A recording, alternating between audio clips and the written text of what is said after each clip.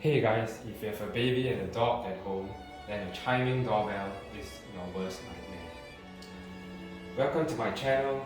Today I'm going to show you how I modified a cheap household doorbell and turned it into an IoT Wi-Fi connected doorbell. The features of this doorbell are, I have a push button here, or rather a switch here, where I can toggle between the sounding mode and the muted mode.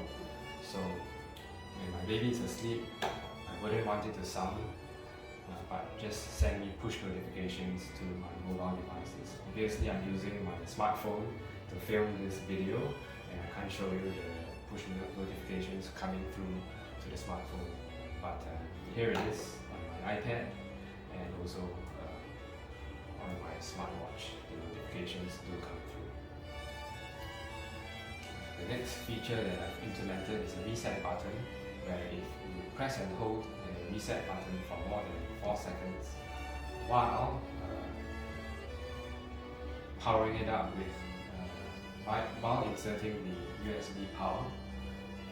If you do that for more than 4 seconds, it will erase the EEPROM memory inside the chip, and that allows you to input new credentials.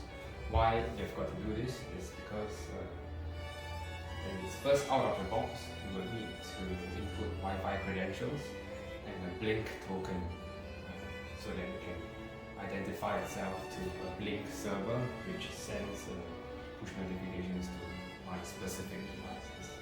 So the credentials has got to be stored inside here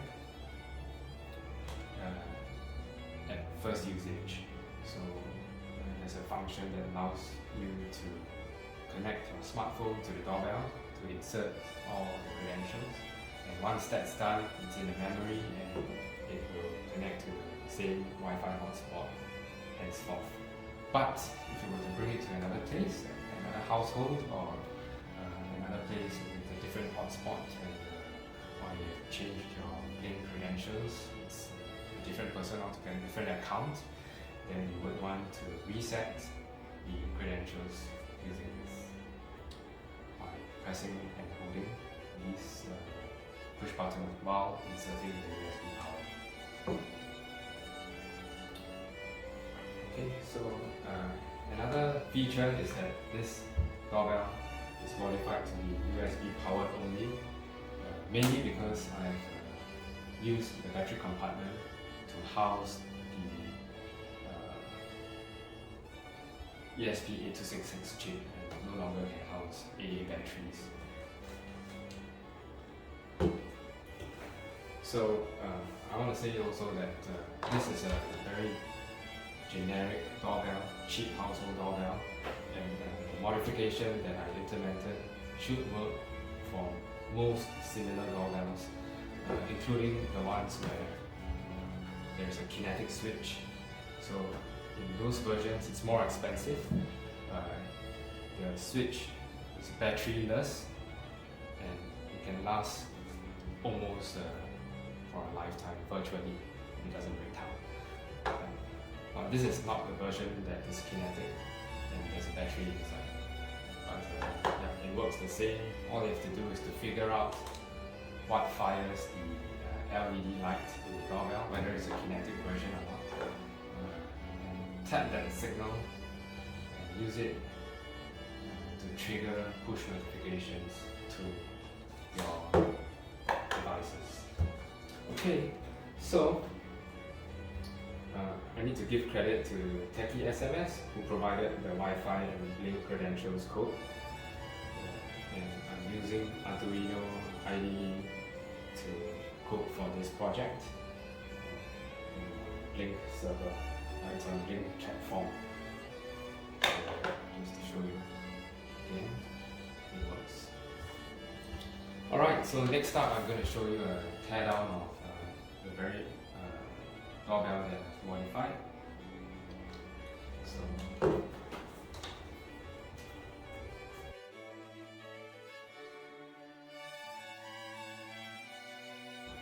hey guys, alright, let me take you through a teardown of the modified doorbell.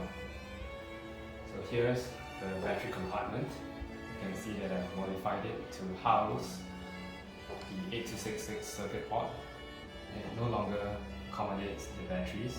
So this doorbell has got to be powered by through the USB terminal only, because the batteries no longer fit in here. So let me go ahead to try open the cover. You can see here a couple of stuff. First, you'll notice that I've modified the doorbell to include the push switch here, which allows us to toggle between the chiming mode and the muted mode, and a reset button over here. And you can see that I've jumped a cable from this part of the doorbell circuit board to a resistor over here. Now why I do this is because these two pins here are actually the terminals to the blue LED, which will light up when you sound the doorbell. And, using a multimeter, I found that both pins were actually usually high at 5 volts, and so it wasn't of much use until I modified it this way. So I noticed that when I sound the doorbell, one of the pins, which is the left one over here, where I jumped the blue lead, dips down to 0 volts. So both are 5 volts normally. The one on the left dips down to 0 when you sound the doorbell. And the problem is I can't feed, even though it's a logic high to logic low change, I can't feed it directly to the ESP8266 board because it will fry the board immediately. The maximum voltage for GPIO input for the ESP8266 board is around 3.6 volts. So just about 3 volts will be good, but anything above that is not safe. So what I did was actually to modify it a little bit with a voltage divider, 1 kilo ohms over here and 2 kilo ohms on the right side. So that divides the 5 volts into between around 2 volts across here and 3 volts across here. So that means we're going to get a 3 volt reading at this point at the junction here, usually. But when you press the switch to sound the doorbell, it dips down to 0. So you're getting 3 to 0, 3 to 0 every time you sound the doorbell. And I can use that to serve as an input, a digital input to the ESP8266 board here, because 3 represents a logic high. When I press the switch to sound the doorbell, it dips down to 0, representing logic 0. So I can run a code that says look for high. If it's high, do nothing, but if it dips down to a low, then send a push notification to my phone to say that someone is at the door, go and answer it. So that's how it works basically. So you can see here that I have connected the junction here, this lead, this brown lead over here, to the ESP8266 board, pin number 13, and it's a GPIO pin 13. Okay, and I'm going to show you just the few other leads which I've connected. The white cable here goes to the reset button, so that if you press and hold the reset button while powering up the board, it will actually erase the EEPROM. And then the red lead here is for the 5 volt supply line from the USB power supply. And the black is simply the ground lead.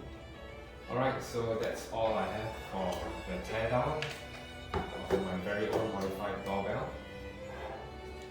Okay, I hope you enjoyed my video. I hope you found it interesting, and see you again. Thank you.